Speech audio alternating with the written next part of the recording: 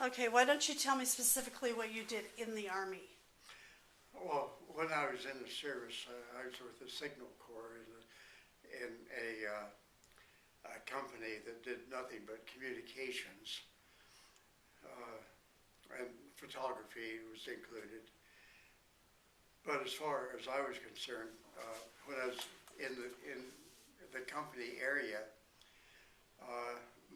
most of the time I had what they called an Angry 26 truck. And with the Angry 26 truck, it had a lot of radio equipment and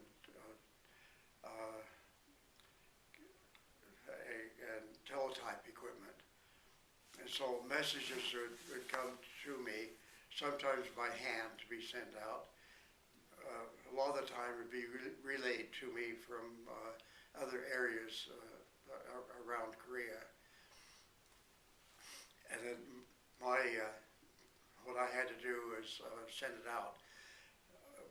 Most of the messages that were relayed to me came from low-powered sources, so that they didn't want to go very far. But my equipment was strong, that I could contact the United States, I could contact anybody I wanted to.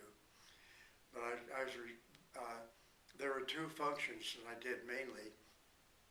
One truck was involved in communications for airstrikes.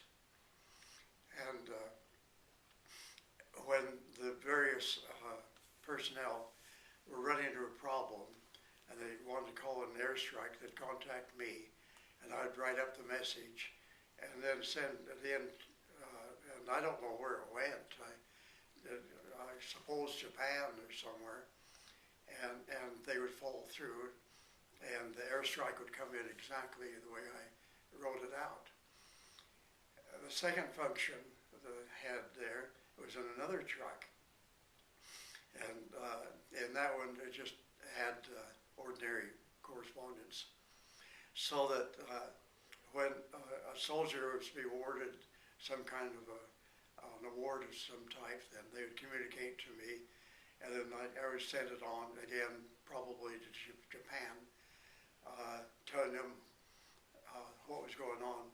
They wanted it sent through this process because they didn't want the military to know who was being hit and who injured and what kind of medals were given out and so forth. So it was highly secret.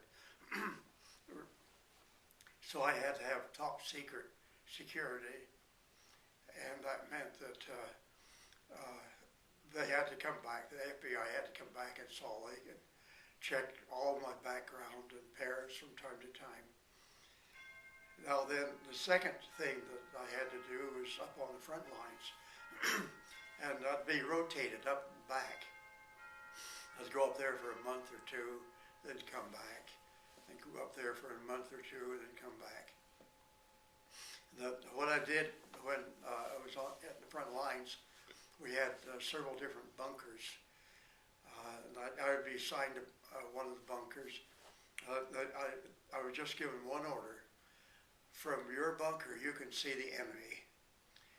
And we're giving you a spy glass.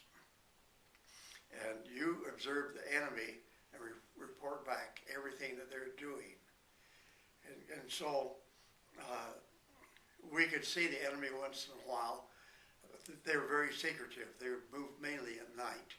And during the daytime, it was very difficult. But sometimes we'd see heavier equipment.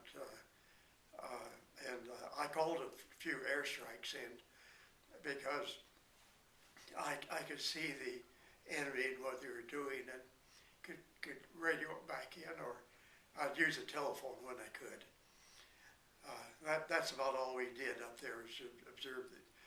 And they said that one of the main reasons of being is there, we anticipate a major attack. And when it comes, you're the first one to get hit. And so we want you to be able to give us the information when you're being attacked to alert the rest of the army. That did happen once. and I was on 2 or 3 different hills. I forgot the names of the hills, like 1064.